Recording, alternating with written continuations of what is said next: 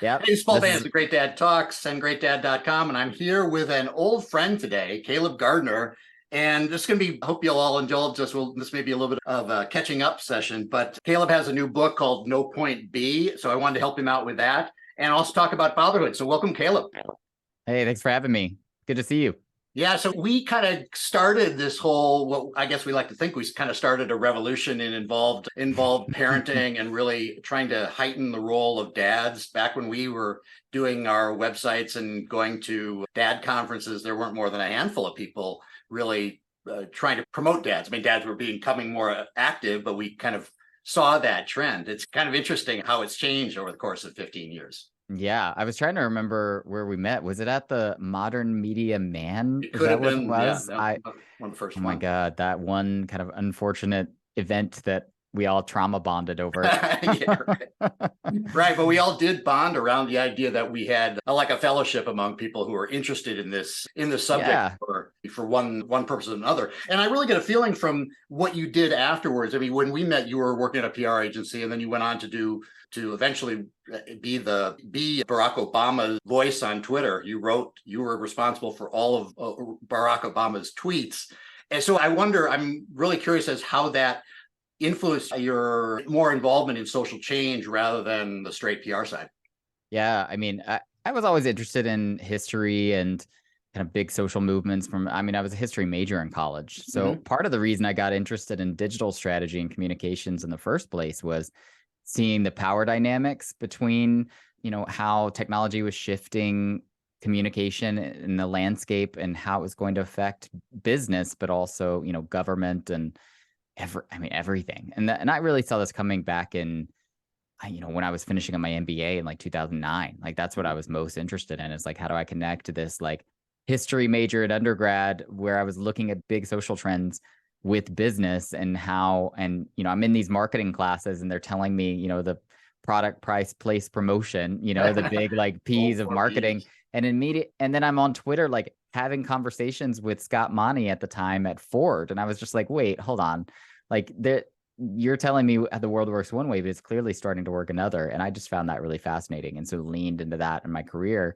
So as you said, I was at Edelman for a while doing it on the corporate side and really enjoying the work, honestly, like being a digital strategist, but got this amazing opportunity eventually to do that work, but for a guy from Chicago with a funny name during his second administration. Really was just at the right place at the right time in terms of people who were at Edelman and then coming to the campaign and back. And it was just, proximity to the Obama campaign when in Chicago was literally like across the street when I was at Edelman. So I met a ton of people on the campaign and, got the opportunity to work for him through that.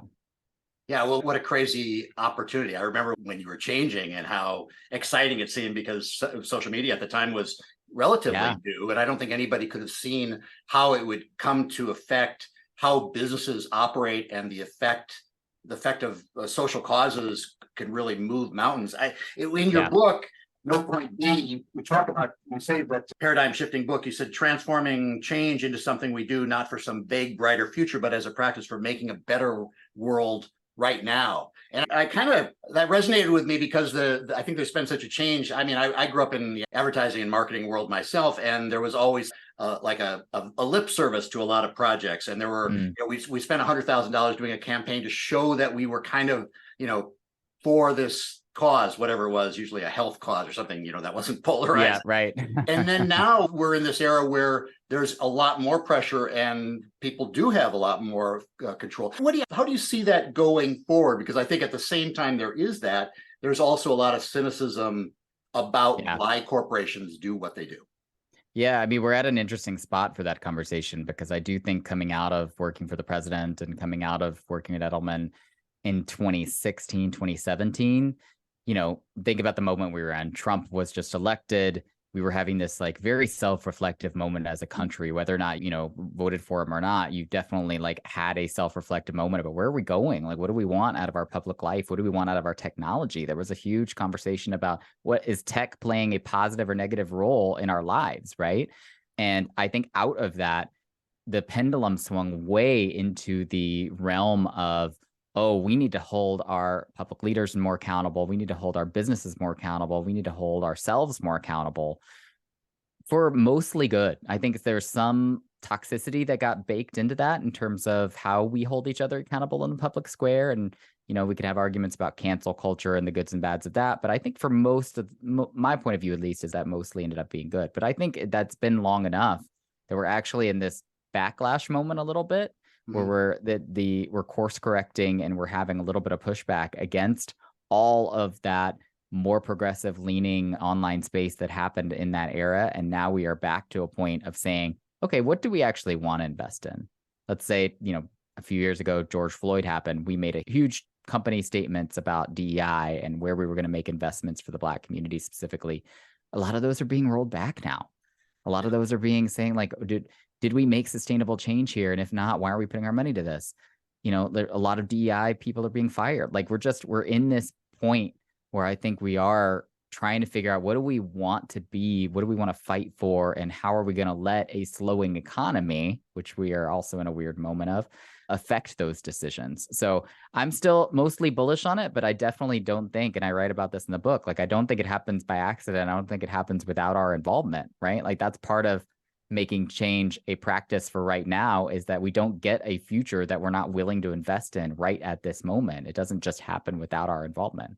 Yeah, I think that's really important, because I think a lot of people thought that we could just say we're all going to push for these causes and corporations were going to just immediately just change over, and then they would always be focused on those things that they said they were suddenly for, and that doesn't seem to be the case. It seems like, as you say, things are shifting back. When you say making changes, how does that dovetail with what you say about changing things for right now versus for the long term? Yeah. I mean, it's about daily practice. I mean, that's really what it comes down to. If you've ever had like a daily meditation practice, for example, or followed a daily workout routine, or really anything that you are having to put in the discipline to think about how are the decisions that I make today going to affect the long-term future of my health, of my mental health, my physical health. That's really what it comes down to, is there is so much changing, and there is so much that we, in the media, in the news cycle, in our everyday lives, that it feels so overwhelming to think about the kinds of problems we are facing right now. It is really easy to become cynical, to your point, or it's really easy to just do nothing, to experience that decision fatigue and decision paralysis and just say, I'm not going to do anything. I'm just going to sit on my sofa, or I'm just going to like ride into the, my job and coast or quiet quit or whatever you want to call it. And focus on your family, the things you can control. Sure. Yeah. Which, that's not a bad thing, but what we need is people who are able to do that and still push forward and engage in all the ways that we need them to engage on an individual level, on a corporate level, on a community level. And being able to balance that and not get cynical, being able to find the context for where you can make a difference and not get overwhelmed by all of the information that we have about the world right now, is really a daily practice. It is something that we show up and we do every day, because otherwise it just doesn't happen. There's a great quote by Albert Camus who said, I'm going to butcher this, but it's something like, change only happens in acts of daily fidelity. And I think that's what it comes down to. Yeah, but it's an ongoing practice, not just a one-time thing. The book itself is for leaders. So I'm very curious, having been in corporate America, where I think a lot of people anthropomorphize the corporation, and they think, why does that corporation do these evil things? Or how could that corporation be so dishonest or whatever, with the idea that a corporation actually has a soul. And the corporation is there to make money, and it's like AI. I mean, it'll do whatever it can to increase the shareholder value, and that's all it cares about. So what is your advice for leaders who are in positions of power, who are growing into positions of power, who want to do the right thing, but sometimes, are forced to at least consider doing the wrong thing? Yeah. I mean, that's it. That's what the book was written for, that audience in mind.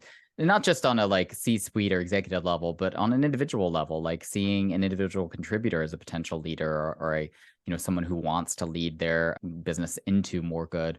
I think that you put it exactly right, which is that I think it was Derrida who had this great philosophical idea of a desiring machine. And that is really what I would put a corporation into a category of, really any business into a category where you add a level of complexity and the machine wants what it wants. And what it wants is to produce and to make money. And it wants to like, you know what I mean? Like there's cogs and they're going to turn, and it takes a lot of will and intention and intervention to get it to turn in a different direction. And so if you are one of those leaders, the challenge is to find the context and the leadership ability and the mental bandwidth and you know what I mean? Like there's a lot of that goes into it to be able to turn that machine in a slightly better direction. Yeah. And to be able to lead it into a future that is slightly more sustainable, slightly more circular, slightly more inclusive than it would have just driven forward and, and done otherwise. And sometimes that takes courage. It takes 100%. It takes a willingness to step into the fire a little bit. I mean, I was just thinking of the Dylan Mulvaney situation with Bud Light, where in the end, it was a horrible situation. But the marketing people who were involved in that, I think they thought they were doing probably something that was good for their audience. That was a different take. That was supportive of a group of trans people who they supported the general acceptance of. And that in the end of the day, not only did she was canceled by a big group of people. Bud Light sales went down. Those people were fired. So yeah. I think that's the interesting. It's a really interesting values discussion of what kind of person you want to be. Yeah.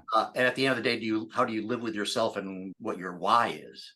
Yeah. I mean, let's unpack just that example, because I think this is a perfect example of what we're talking about, because within the Bud Light, AB InBev, corporation, you have multiple stakeholders, multiple different, again, things that the machine desires. Right. So because of the decisions of one group of people that weren't, by the way, at the most senior level in the company, were actually more at this is my read of the situation, so people can tell me if I'm wrong, but we're more at the kind of brand, director level, decided to go out on a limb with this partnership in terms of trying to live a specific set of values that were counter to its the values of the market that it mostly served. Right.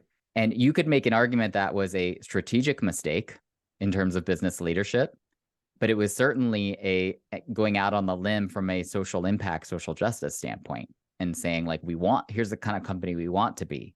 Again, there's so much levels of complexity there, because who was involved in that decision and the visibility that they had we don't know, right? Like, we don't know actually how far up it went, or if this was someone being rogue and it got kind of rubber stamped without someone paying attention to it. Who knows? That's where it's we can't just say Bud Light made a decision, because it wasn't, to your point, Bud Light is not a person. Well, having grown up in the brand management world, I'm sure it went up to at least the VP of marketing. So. Yeah, that's my thought. That's my thought as well, right? But even think about that, the complexity of the cultural backlash to that being specific to the US, and Bud Light being this more global brand. You have people in Canada, you have people in other parts of the world that had nothing to do with that campaign and are being affected by that. And so you've also got these specific cultural nuances from culture to culture and country to country that usually aren't very integrated to what's happening in the US. So I've seen brand campaigns in the UK, for example, get backlash that then people get asked about in the US when and you know how corporate structure works. Those teams are lucky if they ever even talk to each other. So we've created this complexity that now, because we've flattened the rest of the globe, that complexity actually doesn't allow us to make decisions strategically and fast enough and move with the world in a way that we are constantly getting this backlash.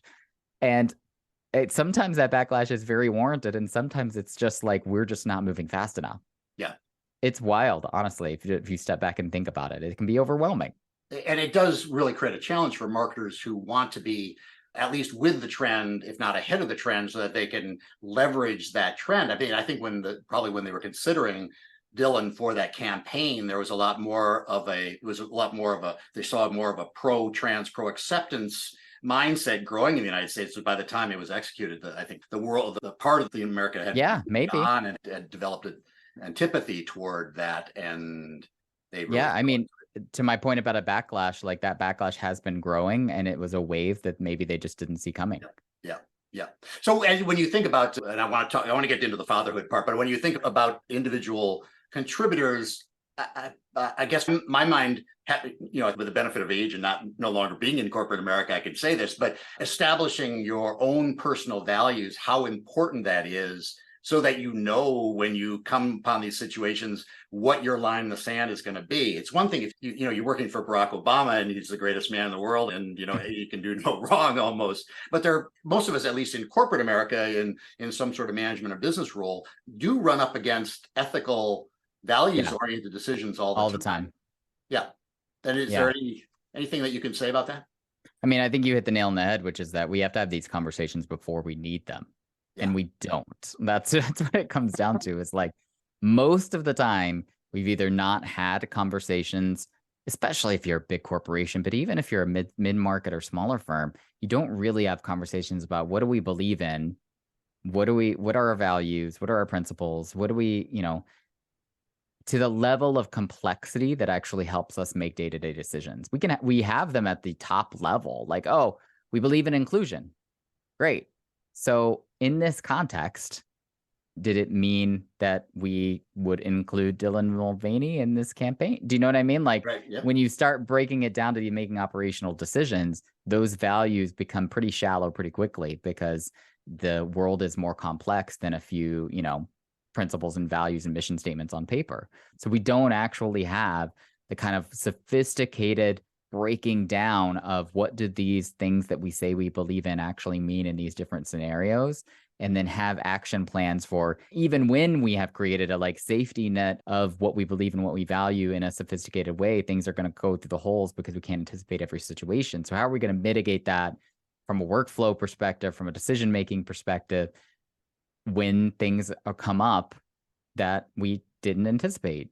So there's a lot of pre-work that we just don't want to stop and do because it's an opportunity cost. We could be spending our time elsewhere. And it's you know what I mean? Like we are trying to mitigate a crisis that hasn't happened yet and it doesn't feel urgent yet. Yeah, the day is taken over by talks of distribution or cost of goods or whatever. There's not a lot of time where people are sitting down and saying, let's have a conversation of where our values are specifically for us. Like you kind of know vaguely, you shouldn't steal from the company. You probably shouldn't lie, but you really don't know if your boss said, oh, today we're going to lie a little bit, how you'd react. So I want to flip this because I think it is really germane to the subject of fatherhood, because we're talking about values and how important they are. How did writing the book affect the way you think about your role as a father? You've got 3 kids now. You only had one when we met, but you got older son in high school all the way down to age 8. Yeah. Did the kids affect the way you thought about some of the things in the book,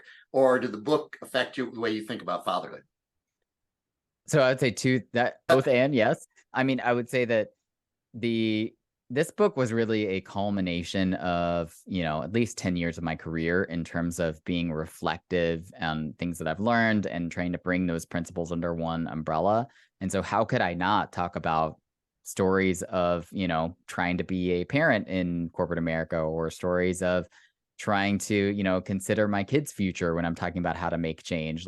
So of course that created several self-reflective moments. And then there are stories in the book, one in particular that I'm thinking of right now, that's about how my work with my middle kid really helped reframe for me how we change our minds about things and how information is received. Like the story, I'm going to butcher this. The story was about the way that they learned about photosynthesis, I believe, when they were in 2nd grade, and how they asked me questions, and we were talking about, all these kind of intricate scientific details, but actually all they wanted to know was this one really basic thing.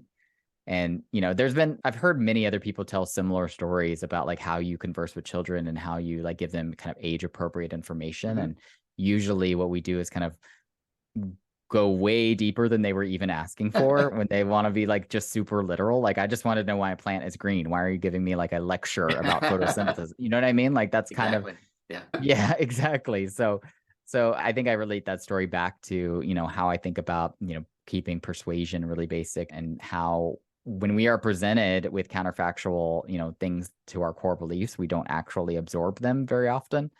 So there's going back to your central point, like there's stories about my kids in there, definitely like give shout outs to them at several points. And it's just when you're, that's when your father, like you're just so this, could there be a role more suited to be worried about the future than being a parent? Yeah. Right. And the whole book is about how do we change how we change so the future can be a better one. So it's very personal. It's very self-reflective in terms of like how we do that individually, not just how we do that corporately. Yeah, I love to think that a lot of dads are thinking that way in terms of not just creating a child or a legacy, but in some way teaching that child to be at least have some sort of shared vision of a better world. I'd love to think that I created two better human beings than I am. I do this work and have been working with dads for 15 years, as you have at some point more actively. But I certainly didn't know what I was doing, a lot of it. And a lot of what I'm thinking now and what I try to help dads do is try to create that framework of talking to their kids in a more intentional way. I know that word is overused by me as well as a lot of other people, but I think it does speak to what you're saying about like, how do you craft those conversations so you actually do set aside time to develop them in a way that isn't just, I expect you to be a good person, but you're really developing those attitudes and those values along the way. Yeah. Yeah. Where you're kind of starting from a vision of who you want them to be and working backward. I mean, I don't do that as much as I should. Like, I don't think any of us do. We're like, to a point, kind of absorbed by the day to day. Yeah. Yeah. But if we're going to make molding them into who we want them to be a daily practice, it also has to be, somewhat of a daily focus, which is hard. So did you use any kind of mantra or any kind of tradition in your family to help establish some of that? I think our tradition, so I have, individual mantras, but I think the one that we've had to repeat with our kids the most is just, it's very simple. It's just, we can do hard things. Like it's literally just when we are running into frustration with it, whether it's homework or whether it's social anxiety or whether it's honestly, whether it's just doing chores or things that, we don't actually want to do, we'll just repeat that. Like we can do hard things, guys. Like this is not, mystify the idea that if something creates some kind of emotional barrier, that it is immediately like impossible to do. Like there's a lot of emotional intelligence that goes into learning that kind of thing. Mm-hmm. That we try to reinforce, and we try to have like honest conversations about our feelings and not shame people for having negative feelings. Like there's a lot of going into honestly like years of therapy that my wife and I have done trying to unpack that for ourselves and just try to set them up for more emotional success. And part of that is like creating some of that resiliency. Yeah, I love that one. I'll add that in. I've heard of other people, like we sometimes refer to like Team Banus Kim. My wife is Jasmine Kim. But that kind of feeling like you're in it together, you have a family and we do hard things. I mean, that's just, if you reiterate these messages, and I think there's not probably enough emphasis put on the value of repeated messages to little brains, because they do grow up and say, my dad always said we do hard things, and right. I'm attacking it. And on the other side, if the message is always negative, that's probably even worse on the scale. But I love that idea. We did not have I guess we have a sort of a partial religious traditions in our house. Is there anything about that you need religious traditions, or do you think, or are there other traditions that can take the place of religious traditions in a world, in an America that's increasingly less religious or less traditions oriented? I mean, I think it's important to have traditions and to have rituals that are comforting. Like this is a thing our family does, and we always do it this way. And kids need that kind of repetition and ritual for a sense of stability. I don't necessarily think that needs to come from religion. I wouldn't necessarily call ourselves a big religious household, but we've definitely been intentional, especially my wife. I give her a ton of credit for this, for just being intentional around holidays, especially, but like key moments and milestones throughout the year. Actually, I reference this in the book as well, because I do talk about the power of rituals for changing behavior in a corporate environment. And I actually pull it back to something that we do at the beginning and end of every summer, which is, I forget what she calls it. I think it's called a summer kickoff or end of summer festivities. Like basically like the beginning of summer and the end of summer, we just make them really special, just to try to, again, create some sense of ritual, which is really fun. It's like, we'll do a water balloon fight, or we'll, go to a Cubs game, or we'll do something special to kind of mark the moment. I love that. I'm sure they look forward to that they know that's coming and they look forward to it and they refer back to it. I'm sure. Yeah. That's really sweet. We started burning homework at the end of the year too. Like put it in the fire pit. My oldest especially enjoys that. Yeah. So are there any lessons that you can impart that you've learned along the way? I mean, I'm sure we both learned a ton of things through doing, but are there any specific ones that you maybe didn't expect or would want to share with a younger dad? Yeah, I mean, the one that I learned early on and have tried to implement and is really hard, is probably very hard. I don't think it's hard for me now, but it was definitely hard at the beginning, is just be quick to like acknowledge when you need to apologize and your behavior wasn't up to your own standard. Yeah. It is a very powerful message to apologize to your kid because you lost your temper or you said something you weren't supposed to say, or, like they internalize that stuff so much more than we know and we think. And to see us both model that we are not perfect and we're just human, and we also, lose control of our emotions sometimes, and that's okay. And to like actively repair the relationship is, I think, incredibly powerful. And so I would add, that's the advice I would give to any, just to really lean into that and don't be afraid to like acknowledge mistakes. That's really sweet, because I've lost my temper, and I've always tried to really avoid yelling at the kids, but I have lost my temper. And quite often when it's happened, it has been something, completely ridiculous. It wasn't it wasn't something dangerous or sometime when yelling would be actually justified. And I have found that if you go back to them, you can erase the potential hurt. If you say, that was wrong, I should not have raised, whatever happened does not reach that level of anger, and you do not deserve to hear that from me. And it does make an impact. And I think that's a great piece of advice. How about, would you have a weekly challenge for our listeners for what they like, one thing that they could try to do to, set an intentional activity with their kids, or how they act toward their kids during the coming week? Yeah. I mean, in the spirit of trying to create resiliency and emotionally intelligent kids, or at least emotionally healthy kids, if they can't be intelligent yet, one thing that we've tried to do is really prioritize talking to our kids about how much we like so not about necessarily the outcome, but like, I really like when you make things. I really like when you draw. I really like when you or really like seeing this output, this like effort from you. Mm-hmm. And it makes me really happy. So it's not about like the finished product is good. And it's definitely not about you are good. Right. Because lots of things we could discuss about that. Right. But it is about when you put in the effort. Again, we can do hard things. Like when you put in the effort, I really like seeing that. I think that's great. And I'm proud of you for that. Yeah. So that would be my challenge, is like find literally anything your kid's doing, that like helping with the food, drawing something, doing their homework, helping with chores around the house. I mean, it could be literally anything, and just acknowledge that. Say like, hey, I saw that and I really liked it. That's a good one. It's deceptively simple. If you've ever tried to do this, you'll find it is a little bit of a challenge, is to appreciate the activity or the effort rather than the end result, because that's just how we are. I don't know if that's a cultural thing or if we're just wired that way. But we were born with that, right? Like that was what we grew up with. Right. Yeah. Well, this has been a lot of fun. Again, the book is No Point B. I think you've got a podcast that also kind of is a company.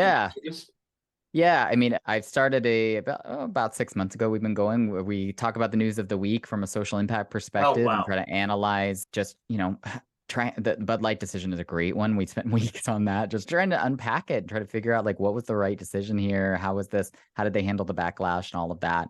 The podcast is called Leadership, and it's kind of a fun play on like how messy, this can get and how hard it is to make some of these business decisions. So if you're interested, definitely give us a listen. Yeah, I apologize. I did not realize that you had that podcast, or I would have No listened. worries. I'll sign up after we get off, because it's always a pleasure to hear your opinions on a lot of things. And I'm looking for some new sources of Nice. news. Yeah. Yeah. Definitely give us a listen. I'd love to hear what you think. Okay. Well, any last minute closing thoughts, either on the book or fatherhood? Oh man, one last Sorry to give you one that big last open quote field. thought on fatherhood. I don't know. That's just, it's the best job in the world and the hardest job in the world, and I'm honored to do it every day. And I try to, I think as someone who has spent an inordinate amount of time trying to focus on professional success, I definitely, like, speaking of a daily practice, try to box that in for myself, and would encourage anyone else to do that. And my mantra for this decade, speaking of mantras, is more work to live, not live to work. Yeah. Okay. Well, that's a good thing to close on. Okay. This is Paul Banis of GreatDad.com. My guest again, Caleb Gardner, and his book, No Point B. I'll pitch that again for you. And we'll see you again next week. In the meantime, my course on gratitude is available, and it's usually $39. But if you go to GreatDad.com/gratitude, you can have it for $1 with the code podcast1. So again, until next time, take care.